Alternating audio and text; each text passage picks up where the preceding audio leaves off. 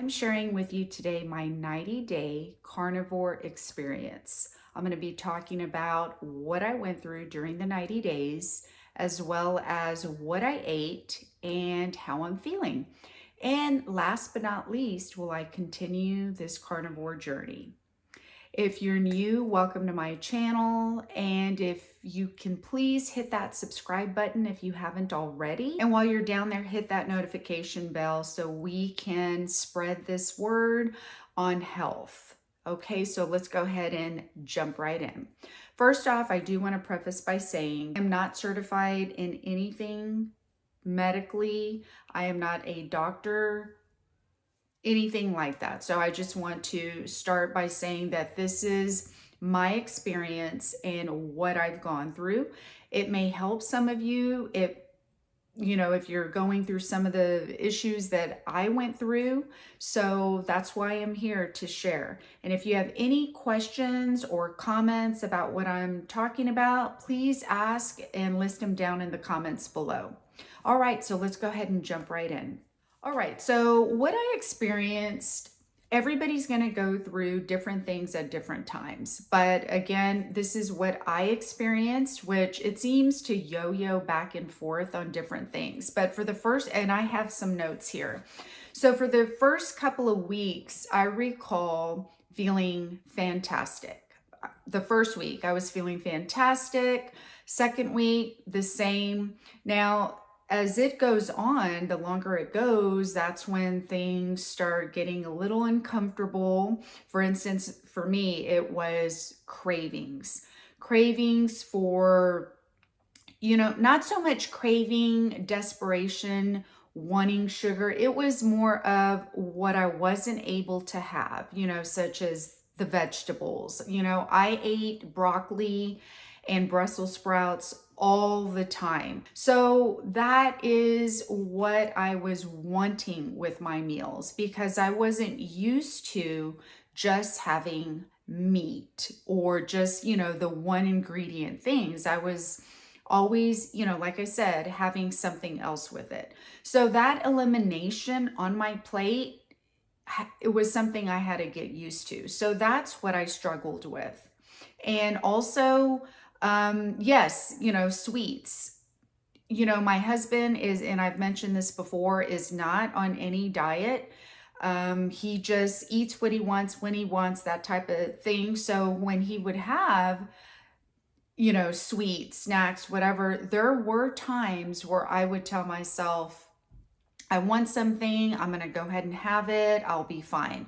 But what I would do instead is go jump in the shower before bed or distract myself with something different. And I would just try and get my mind off it. And I succeeded every time. And I'm so proud of myself for that, because that is a hard thing to do. So that's what I went through the first few weeks of, being on this journey. Then the fatigue hit, the low energy, the feeling sleepy while I'm at work. And in my last video, which I'll link right up here, I talk about, what I was going through, the just fatigue and some of the pain that I was still having. And I was already 2 months in.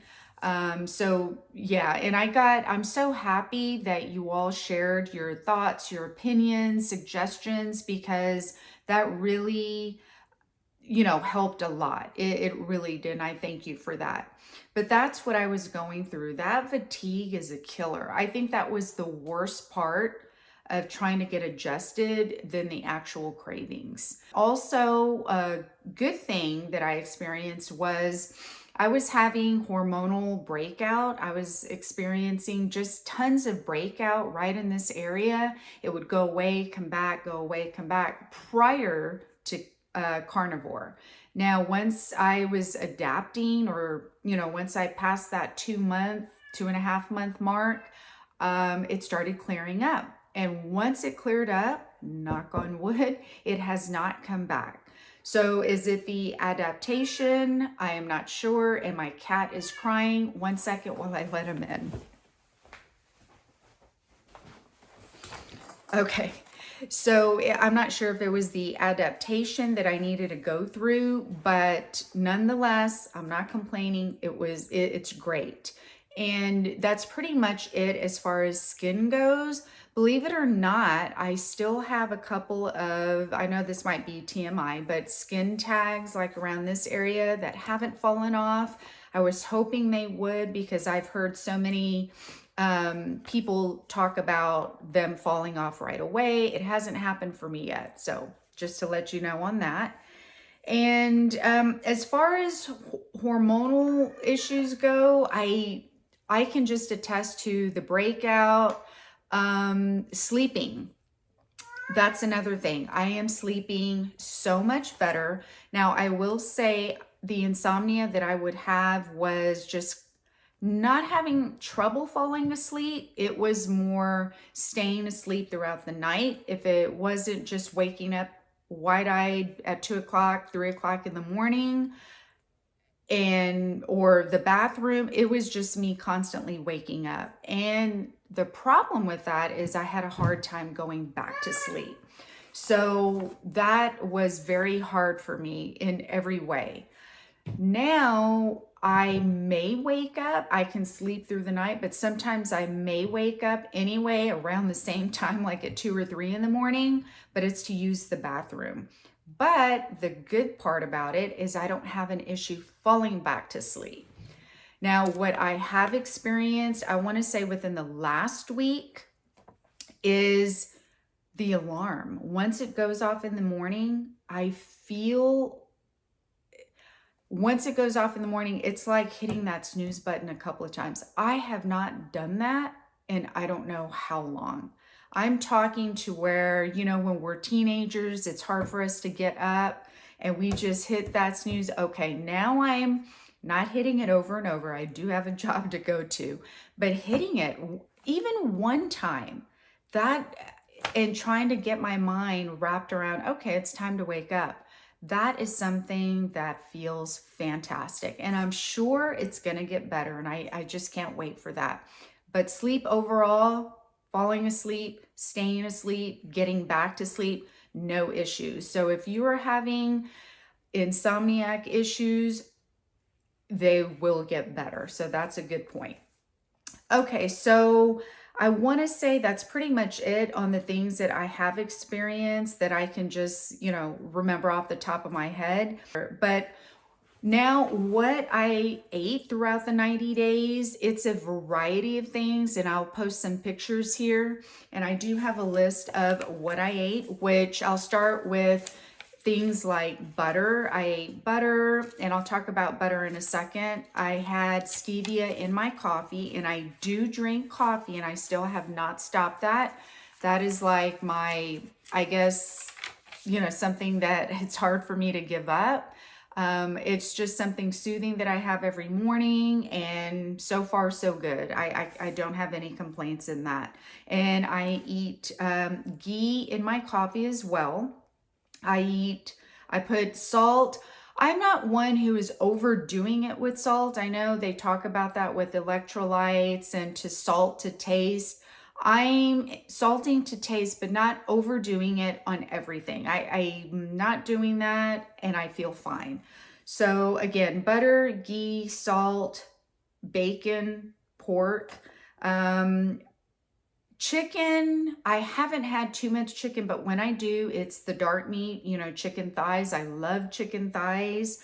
All steaks. If I do have a drier steak like a sirloin, I will add fat to it just, because it's not a fatty steak. I do have cheese, heavy cream, half and half. I do have that. And sometimes, this is the only thing that I had on Thanksgiving that I usually don't have, but sometimes I do, is a Diet Coke. Now, that's not something I drink on the regular. I did have that for Thanksgiving. I felt like that was going to be my, cheat thing, was a Diet Coke. And for fat, because I was having an issue with butter, I thought I was having an allergic reaction, histamine reaction to it. I started throwing in avocados only in the last week and a half. and I have one daily for fat. Now, I did test butter again. Before I was eating butter like there was no tomorrow. You know, if you watch Steak and Butter Gal, she eats it like just, you know, out of the package. Well, what I was doing before bed is biting or actually cutting a few thick slices and eating that on its own. And I think for some reason my body can't handle that. But when I put it in my coffee, I put it with food, it's blended, it doesn't seem like there's an issue. So if that is the case and I'm good with coffee, I'm good with butter, I will go ahead and add butter back in and forego the avocado. I just want to have enough fat. That's my main concern. And as far as stevia goes, I know again in my last video, they were suggesting to, you know, eliminate the stevia, all that, which I did. I did it for a good 2 weeks. And to be honest with you, I would put like half a dropper in my coffee. Now I'm only putting in a few drops. And I can't even really taste it. So I might just eliminate it altogether. I just, with, you know, the last couple of weeks, not having it and then adding it, I don't know. It's like I can't taste it. And I don't know if it's, you know, my taste buds changing, not sure. But once I finish that bottle, I think I'm just going to eliminate it because I'm fine without it. I was fine without it for 2 weeks and I was good. But other than that, you know, and like I said, I'm adding pictures here of what I eat to give you some examples. But if you have any questions about anything else I may eat or I have tried, just again, ask me in the comments. Oh, one thing I have added more of is shrimp. And I know I've talked about that before, but I buy the colossal shrimp from Walmart and I eat they're a pretty good size. And I'll put a picture here. I, you know, have incorporated more shrimp iodine aspect. And I do take iodine drops in my coffee, 2 drops in my coffee. And I am putting electrolytes in my coffee. And these are the ones I take up here. I'll put a picture here and I buy them off Amazon. But as far as, you know, extra electrolytes like LMNT, I think that's what it's called. I don't, and I just haven't. Maybe I will in the future. At this point, I haven't, being, you know, past 90 days now. I think just to let you know, I am a week past the 90-day mark. So that's what I eat. Now, last but not least on this, how I'm feeling. Like I said, I feel, and the most important part is how I'm feeling. And I feel great. I complained about still having migraines and my chronic low back pain in the last video.